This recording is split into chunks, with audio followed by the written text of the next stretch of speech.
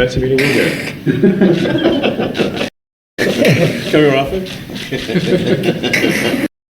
X, are you okay? This is X, and he's a great guy, high IQ. He's a high IQ individual. And he's got this, check out this cool chain he's got. So thank you very much. We had a busy day today. The king just left, and we've had a great discussion, terrific discussion concerning Gaza and everything else.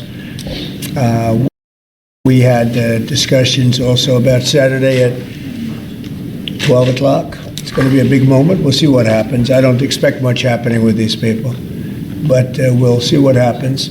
And we're going to be signing a very important deal today. It's Doge, and I'm going to ask Elon to tell you a little bit about it and some of the things that we found, which are shocking.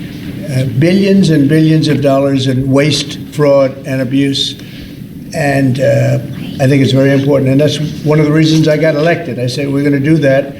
Nobody had any idea it was that bad, that sick, and that corrupt. And it seems hard to believe that judges want to try and stop us from looking for corruption, especially when we found hundreds of millions of dollars worth, much more than that, in just a short period of time. And we want to weed out the corruption. And it seems hard to believe that a judge could say, we don't want you to do that. Well, so maybe we have to look at the judges, because that's a very serious, I think it's a very serious violation. I'll ask Elon Musk to say a few words, and we'll take some questions. Elon, go ahead. Sure. So at a high level, you say, what is the goal of Doge, and I think a significant part of this of presidency is to restore democracy. This may seem like, well, are we in a democracy? Well, if you don't have a feedback loop, okay, X, you would have to, if you sorry. Tell you, gravitas can be difficult sometimes. If there's not a good feedback loop from the people to the government, and if you have rule of the bureaucrat, or if the bureaucracy is in charge, and then what meaning does democracy actually have? If the people cannot vote and have their will be decided by their elected representatives in the form of the president and the Senate and the House, then we don't live in a democracy, we live in a bureaucracy. So it's incredibly important that we close that feedback loop, we fix that feedback loop, and that the public's elected representatives, the president, the House, and the Senate, decide what happens, as opposed to a large unelected bureaucracy. This is not to say that there aren't there are good people who are in the federal bureaucracy, but you can't have an autonomous federal bureaucracy. You have to have one that is responsive to the people. That's the whole point of a democracy. And if you looked at this, if you looked at the founders today and said, what do you think of the way things have turned out? Well, we have this unelected, fourth unconstitutional branch of government, which is the bureaucracy, which has, in a lot of ways, currently more power than any elected representative. And this is not something that people want, and it does not match the will of the people. So it's just something we've got to fix. And we've also got to address the deficit. So we've got a $2 trillion deficit, and if we don't do something about this deficit, the country's going bankrupt.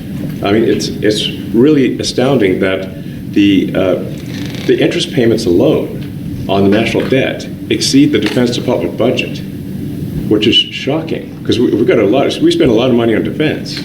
But if that just keeps going, we're essentially going to bankrupt the country.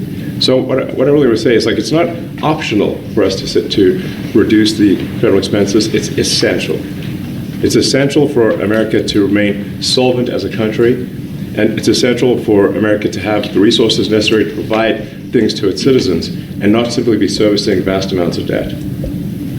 And also, could you mention some of the things that your team has found, some of the crazy numbers, including the woman that walked away with about 30 million, right, et cetera? Well, we do find it sort of rather odd that there are quite a few people in the bureaucracy who have ostensibly a salary of a few $100,000, but somehow manage to accrue tens of millions of dollars in net worth while they are in that position, which is, what happened at USAID. We're just curious as to where it came from. Maybe they're very good at investing, in which case we should take their investment advice, perhaps. But just there seems to be mysteriously they get wealthy. We don't know why. Where does it come from? And I think the reality is that they're getting wealthy at the taxpayer expense. That's the honest truth of it. So, we're looking at,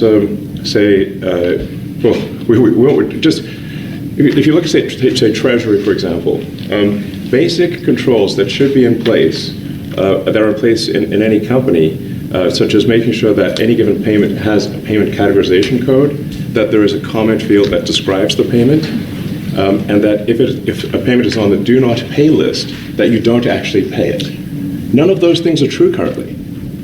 So the reason that departments can't pass audits is because the payments don't have a categorization code. It's like just a massive number of blank checks just flying out the building. So you can't reconcile blank checks. You've got comment fields that are also blank, so you don't know why the payment was made. And then we've got this truly absurd, a do not pay list, which can take up to a year for an organization to get on a do not pay list.